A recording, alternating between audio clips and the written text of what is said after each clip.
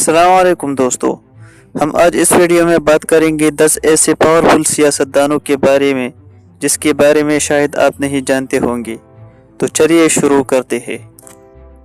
Number 10، Robert Mugabe. یہ Zimbabwe کے ایک طاقتور اور انقلابی سیاستدان تھے جنہوں نے 1980 سے لے کر 1987 تک زمبابوے کی وزیر اعظم اور پھر 1987 سے لے کر 2017 تک زمبابوے کی صدر کی حیثیت سے کام کیا۔ انہوں نے زانو یعنی زمبابوے افریقن نیشنل یونین کی رہنما کے طور پر خدمات انجام دی۔ 2017 تک اپنی جانشین سیاسی جماعت یعنی زانو کی قیادت کی۔ Number 9، Bashar al Assad. Bashar al Assad شامی سیاستدان، فوجی افسر اور سابق حکمران تھے جنہوں نے 2000 سے شام کی 19ویں صدر کے طور پر خدمات انجام دی، جب تک کہ دسمبر 2024 میں شامی باغیوں کے ہاتھوں ان کی حکومت کا تختہ الٹ دیا گیا۔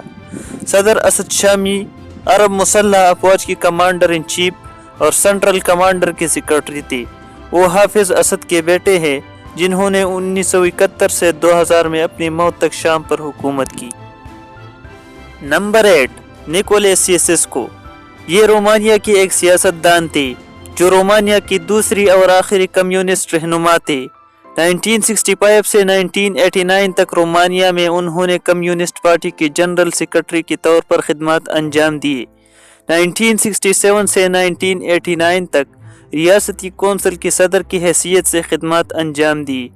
دسمبر 1989 میں رومانیہ کے انقلاب میں ان کا تختہ الٹ دیا گیا اور اس سال مشرقی یورپ میں کمیونسٹ مخالف بغاوتوں کے سلسلے میں انہیں پھانسی دی گئی۔ Number 7، Saddam Hussein.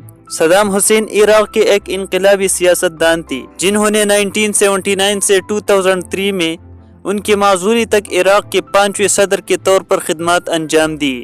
وہ اس سے قبل 1968 سے 1979 تک عراق کے نائب صدر رہے اور 1979 سے 1991 تک اور بعد میں 1994 سے 2003 تک وزیر اعظم بھی رہے۔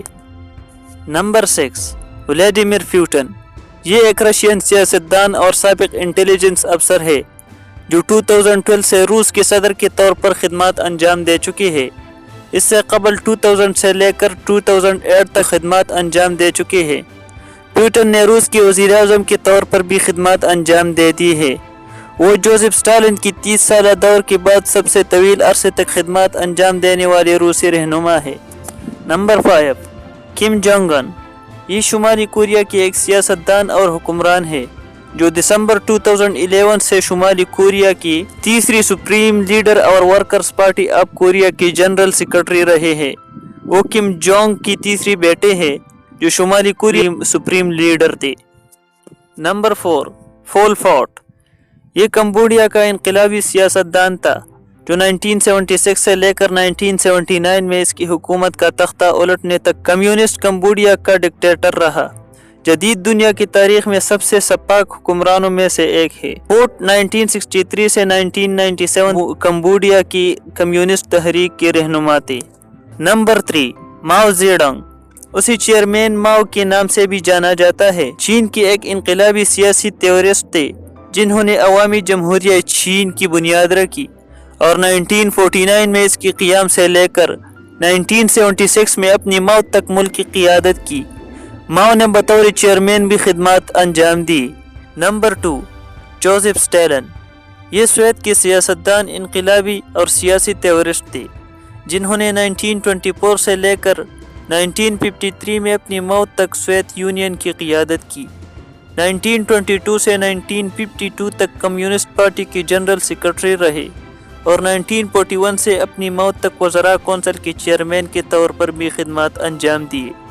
ابتدائی طور پر ایک اجتماعی قیادت کے حصے کے طور پر حکومت کرتے رہے۔ 1930 کی دہائی تک ایک حکمران بننے کے لیے طاقت کو مضبوط کیا۔ Number 1، Adolf Hitler. یہ آسٹریا میں پیدا ہونے والا جرمن سیاستدان تھا جو 1933 سے لے کر 1945 میں اپنی خودکشی تک نازی جرمنی کا ڈکٹیٹر تھا۔ وہ نازی پارٹی کے رہنما کے طور پر اقتدار میں آیا۔ 1933 میں چانسلر بنے۔ ستمبر 1939 کو پولینڈ پر اس کے حملے نے دوسری عالمی جنگ کا آغاز کیا۔ وہ پوری جنگ کے دوران فوجی کارروائیوں میں قریب سے شامل تھا اور ہولوکاسٹ کے ارتکاب میں مرکزی حیثیت رکھتا تھا۔ تقریباً 60 لاکھ یہودیوں اور لاکھوں دوسری لوگ بھی اس کی وجہ سے متاثر ہو گئے تھے۔ دوستو، تو یہ تھی آج کی ویڈیو۔ اگر اچھی لگی ہو تو ہمارے چینل کو سبسکرائب کر سکتے ہیں۔ ملتے ہیں اگلی ویڈیو میں۔